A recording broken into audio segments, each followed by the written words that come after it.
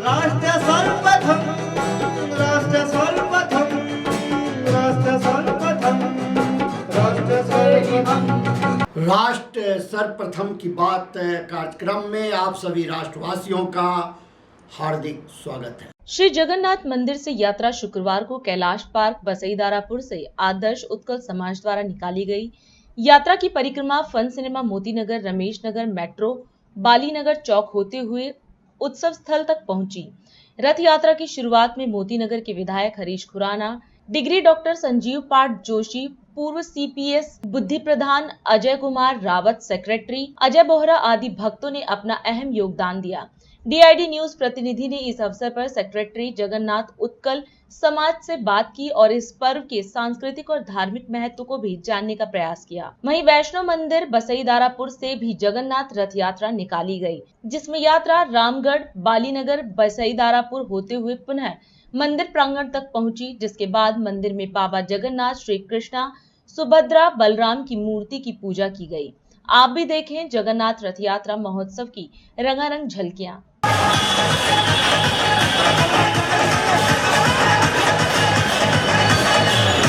अजय बेहरा जगन्नाथ मंदिर का सेक्रेटरी हूँ। कब से ये जगन्नाथ यात्रा निकाल रहे हैं? 5 साल हो गया, ये 5th ईयर 5 साल से हमारा जगन्नाथ यात्रा यहाँ पर चल रहा है।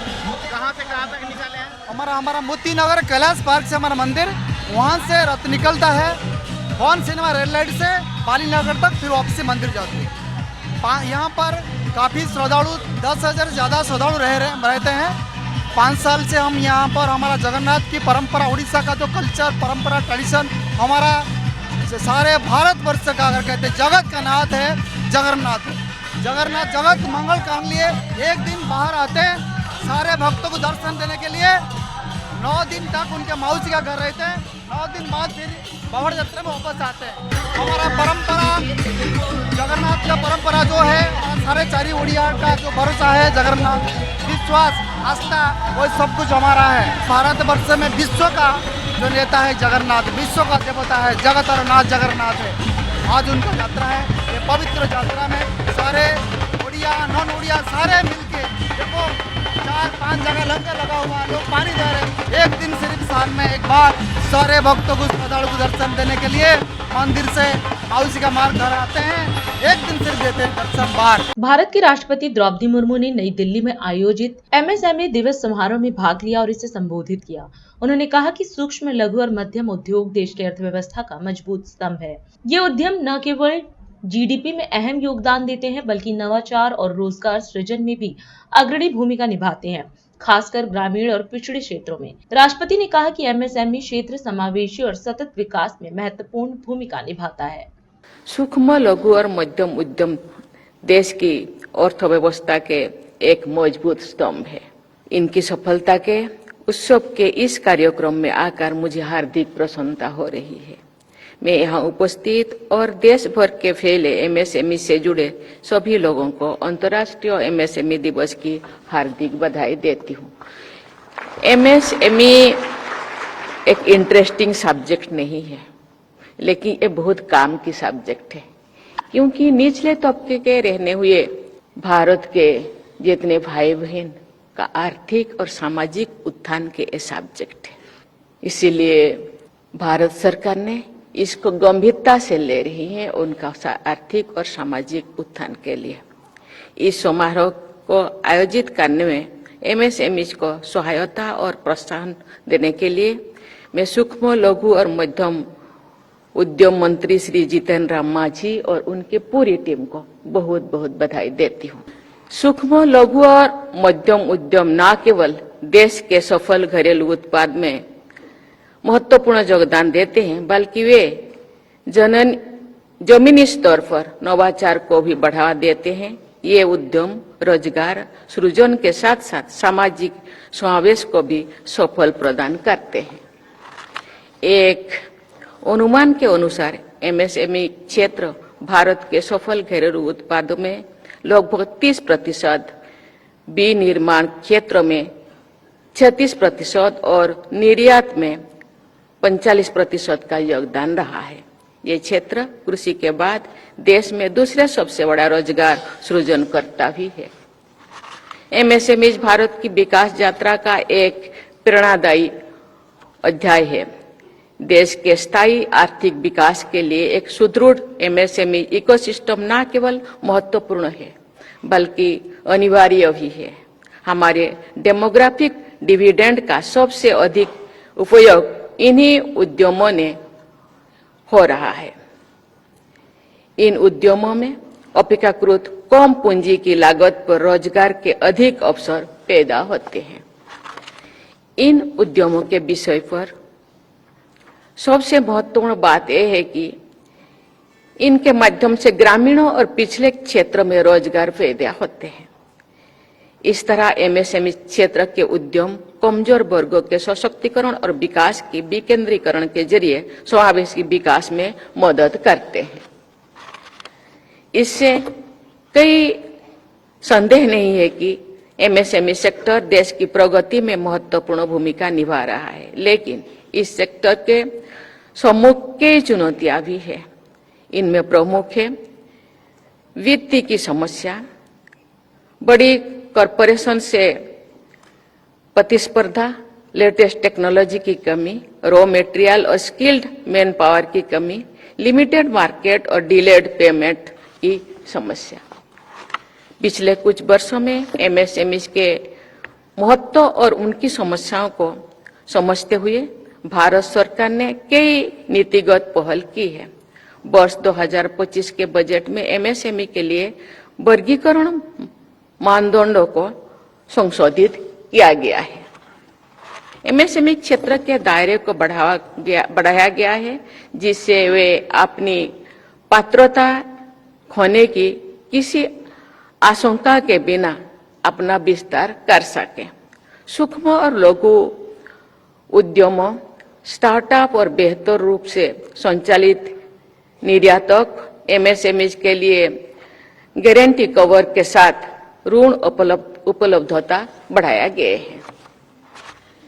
इन उद्यमों को प्रोत्साहित करने के लिए सरकार ये सुनिश्चित कर रही है कि केंद्रीय मंत्रालय, विभागों और केंद्रीय सार्वजनिक क्षेत्र के उद्यम अपनी वार्षिक खरीद आवश्यकताओं का कम से कम 35% सूक्ष्म और लघु उद्यमों से खरीदे। दिल्ली की मुख्यमंत्री रेखा गुप्ता ने आज दिल्ली इलेक्ट्रिक व्हीकल इंटरचेंज योजना के तहत 100 से ज्यादा नई इलेक्ट्रिक बसों को हरी झंडी दिखाई और नरेला के A9 टर्मिनल का लोकार्पण किया। इस मौके पर परिवहन मंत्री पंकज सिंह भी मौजूद थे। मुख्यमंत्री ने बताया कि ये डिपो महज 3 महीने में बनकर तैयार हुआ है और यहां से 9 रूटों पर आधुनिक इलेक्ट्रिक बसें चलाई जाएंगी। उन्होंने कहा कि सरकार का लक्ष्य है कि दिल्ली की ट्रांसपोर्ट व्यवस्था को पूरी तरह इलेक्ट्रिक और जनता के लिए अनुकूल बनाया जाए। मैं ध्यान दिलाना चाहती हूं आप सभी को, एक समय वो था जब पिछली सरकारों ने चलती फिरती डीटीसी को गड्ढे में डाल दिया। इतनी बुरी हालत कर दी कि इस बार जब विधानसभा में ट्रांसपोर्ट के ऊपर सीएजी रिपोर्ट प्रस्तुत की गई तो ये ध्यान में आया कि डीटीसी 65,000 करोड़ रुपए के घाटे में है। एक ऐसी चलती फिरती संस्था जो दिल्ली की सड़कों पे दौड़ती थी, दिल्ली की लाइफलाइन थी, लोगों को जीवन चक्र था, लोग याद करते थे ये 103 जा रही है, 120 जा रही है, 131, 135, 133 बसों के नंबरों से दिल्ली चला करती थी, बसों में आती जाती थी। फिर क्या हुआ अचानक कि बसें घटती गई, रूट घटते गए, 850 रूट से लगभग आधे रूट कर दिए गए, पर किलोमीटर का खर्चा डबल हो गया, टिकटिंग में घोटाले हुए, यहां तक कि महिलाओं को फ्री बस में भी करोड़ों रुपए के घोटाले किए गए, हजारों डीटीसी एम्प्लॉइज को बेरोजगार कर दिया गया, ट्रेनिंग दे दे के बिठा दिया गया, हर चीज में घोटाला किया, पैनिक बटन में, कैमराज में। पहली बार दिल्ली को काम करने वाली सरकार मिली है, ना कि दाम ढूंढने वाली। कई बार पत्रकार मुझसे पूछते हैं कि आपके सामने चैलेंजेस क्या है। मुझे बताना पड़ता है कि दिल्ली को इतना उलझा के रखा हुआ है कि इसको सुलझाने में इतना वक्त लगेगा कि जितना नई चीज को चलाने में नहीं लगता। आज हर विभाग में जहां से परत हटाओ घोटाले ही घोटाले नजर आते हैं। आज परिवहन व्यवस्था दिल्ली को बिल्कुल निचोड़ के रख दिया। तकलीफ होती है हमें, पर सुकून इस बात का है कि दिल्ली की सरकार का मोर्चा संभालते ही जो काम होने चाहिए थे दिल्ली के लिए, वो सारे काम हमने शुरू किए।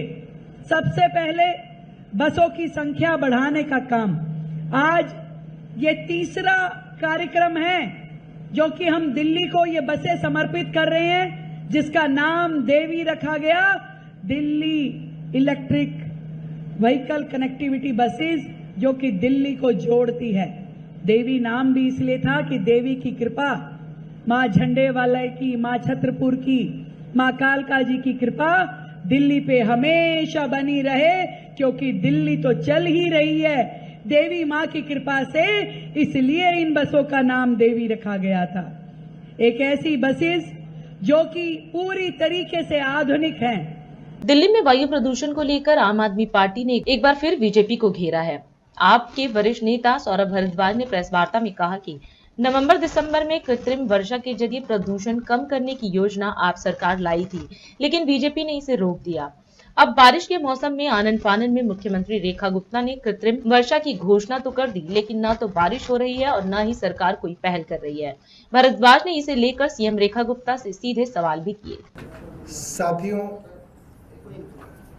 दिल्ली के अंदर प्रदूषण, खास तौर पे वायु प्रदूषण एक बड़ा मुद्दा हमेशा से रहा और अरविंद केजरीवाल पढ़े लिखे आईआईटी के इंजीनियर हैं, एक पढ़ी लिखी सरकार थी, तो एक साइंटिफिक टेम्परामेंट के तहत हमने कहा था कि आर्टिफिशियल रेन करा के, कृत्रिम वर्षा करा के दिल्ली के पोल्यूशन को नवंबर दिसंबर के महीने में थोड़ा सा आप कंट्रोल कर सकते हैं।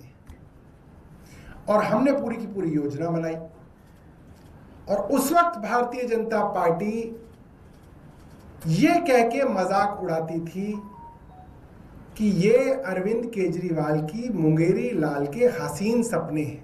ये बात भारतीय जनता पार्टी औपचारिक तौर पे कहा करती थी कि आर्टिफिशियल रेन मुंगेरी लाल के हसीन सपने हैं। और केंद्र सरकार के पास बार बार हम लोगों ने कहा, मगर केंद्र सरकार ने उसकी परमिशन नहीं दी कि नहीं, हम नहीं होने देंगे। भारतीय जनता पार्टी कहती थी कि अरे अरविंद केजरीवाल, कहीं एक जगह में ये आर्टिफिशियल रेन सफल हुई हो भारत में, वहां का उदाहरण दे दो। कहीं हुई नहीं। अरविंद केजरीवाल तो पैसा जो है बर्बाद करना चाहते हैं, भ्रष्टाचार करना चाहते हैं, इसलिए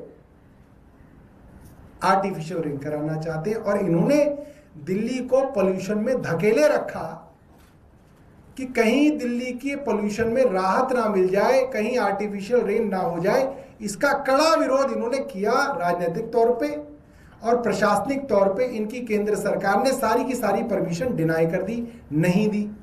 19 तारीख को, कुछ दिनों पहले 19 जून को दिल्ली में बादल छाए हुए थे।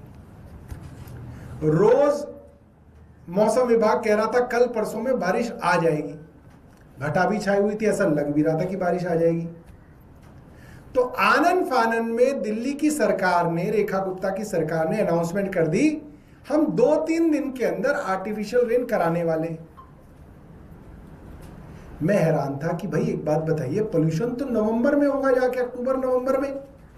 आप अभी आर्टिफिशियल रेन करा के क्या सिद्ध करेंगे? रेन तो वैसी होने वाली है, बारिश वैसी होने वाली है, बादल है। मगर हुआ ये कि बादल जो है वो हवा उड़ा के ले गई और अब जो है धूप निकल रही है। तो आर्टिफिशियल रेन हुई नहीं। क्यों नहीं हुई? क्योंकि असली बारिश ही नहीं हुई, तो आर्टिफिशियल कैसे होगी? तो ये दिल्ली का मजाक है। इन्होंने दिल्ली की सरकार को फुलेरा की पंचायत बना दिया कि जो मन आता है वो कर रहे हैं, जो मन आता है कहते हैं। अब बारिश ही नहीं हो रही तो इन्होंने अपनी आर्टिफिशियल रेन को भी डिले करते जा रहे हैं। जब असली में बारिश होने वाली होगी तो कह देंगे हमने करा दी। अक्टूबर नवंबर के महीने में दिल्ली में बादल नहीं होते। कृत्रिम वर्षा का मतलब यह है, आर्टिफिशियल रेन का मतलब यह है कि जब बारिश का मौसम ना हो तब आप बरसात करा के पोल्यूशन को कम करेंगे। अरे आप बारिश के मौसम में बरसात करा के क्या कम करेंगे? पायलट उस समय में किया जाता है जब वो वाली सिचुएशन है। और वैज्ञानिकों से भी हमारी बात हुई, वैज्ञानिकों का भी यह मानना है कि उस आर्टिफिशियल रेन का पायलट अगर आपको पोल्यूशन के लिए कम करना है तो आप अक्टूबर नवंबर में पायलट कराइए। ये किस जल्दबाजी में सरकार दबाव बना के बरसात के मौसम में कृत्रिम वर्षा कराना चाहती है, ये बात हमारी समझ से परे है। और दो सवाल रेखा गुप्ता जी से हमारे हैं कि जब भारतीय जनता पार्टी कहती थी कि आर्टिफिशियल रेन मुंगेरी लाल के हसीन सपने हैं और ये नहीं होनी चाहिए, तो अब आप क्यों कर रहे हैं अरविंद केजरीवाल की नकल? दूसरी बात, आप उस वक्त उसे पैसे की बर्बादी कहते थे, अब आप क्यों कर रहे हैं? तीसरी बात, तब आपकी केंद्र सरकार उसकी परमिशन नहीं देती थी, अब आपकी सरकार बन गई तो आपने परमिशन दे दी। इसका जवाब जो है हम चाहते हैं रेखा गुप्ता जी दिल्ली की जनता को दें।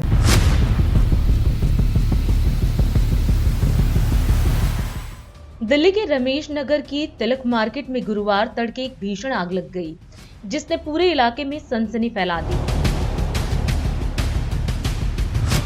यह हादसा करीब 2:55 पर हुआ, जबकि एक बंद पड़ी दुकान से अचानक आग की लपटें उठनी शुरू हुई। कुछ ही मिनटों में आग ने विकराल रूप ले लिया और पास की 2 दुकानों और एक स्कूटर को अपनी चपेट में ले लिया। दुकानों में एक खिलौने की थी जबकि दूसरी घड़ियों की, और दोनों का सारा सामान जलकर खाक हो गया।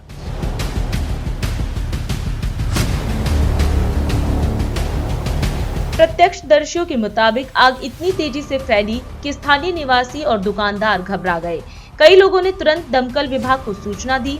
फायर ब्रिगेड की 5 गाड़ियां मौके पर पहुंची और करीब 1 घंटे की मशक्कत के बाद आग पर काबू पाया गया।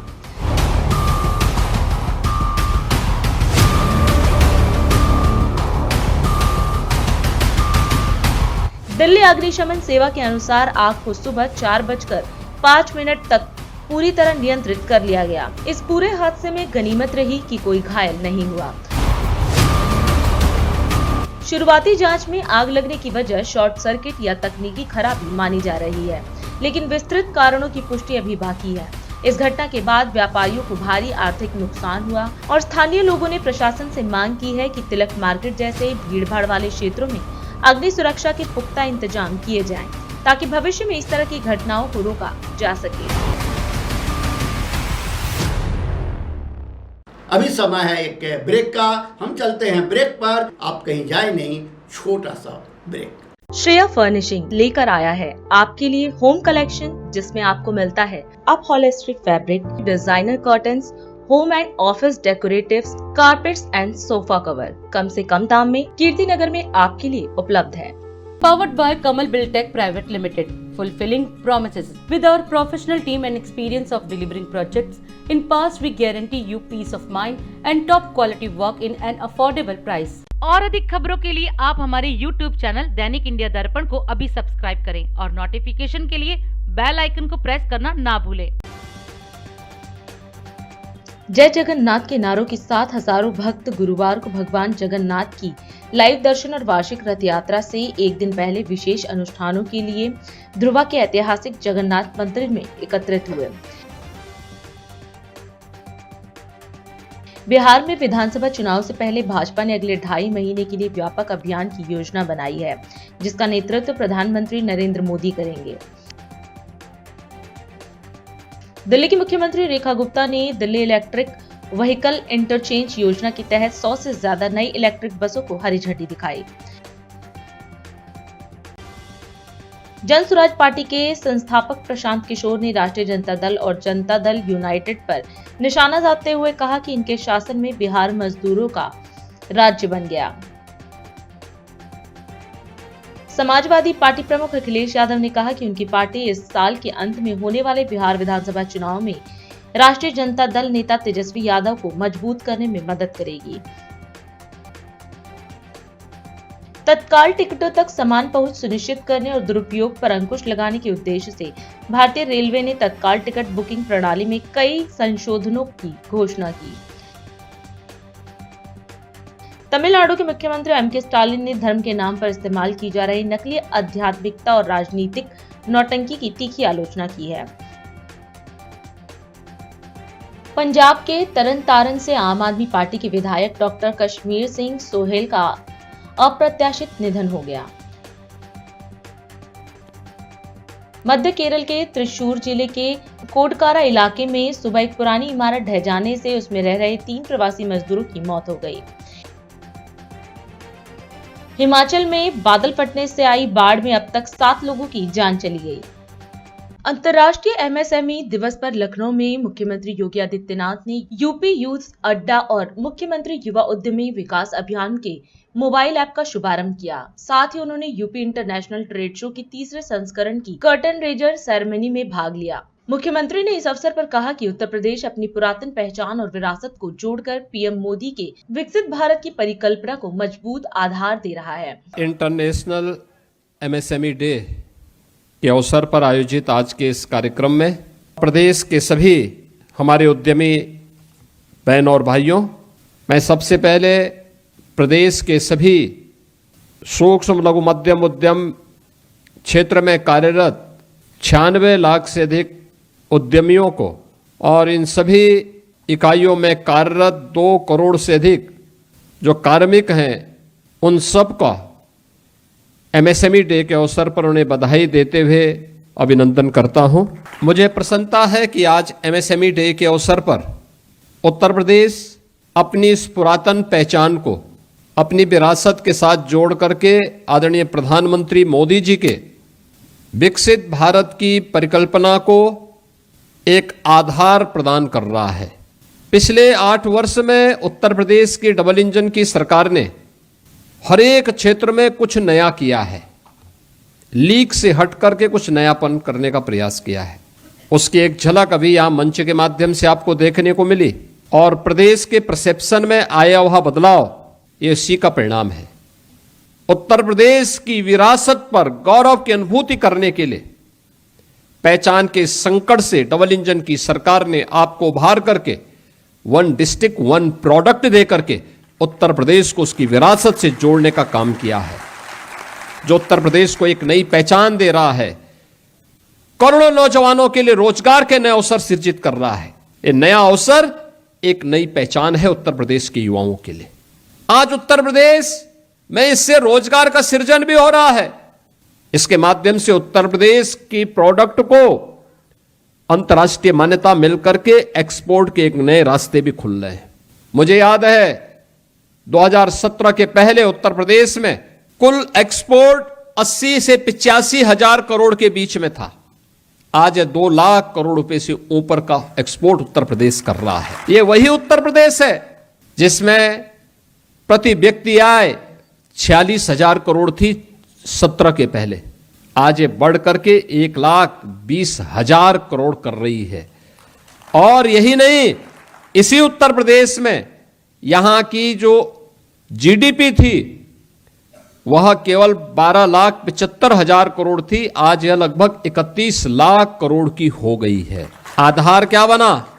बेहतरीन कानून व्यवस्था, बिना भेदभाव के सबका साथ और सबके विकास के भाव के साथ प्रधानमंत्री जी के मंत्र को अंगीकार करते हुए किए गए कार्य, वर्ल्ड क्लास इंफ्रास्ट्रक्चर और अपनी विरासत को पहचानने का एक प्रयास। और उसी का परिणाम था कि जब उत्तर प्रदेश ने अपनी स्थापना दिवस का कार्यक्रम पहली बार 2018 में 24 जनवरी का आयोजित किया था।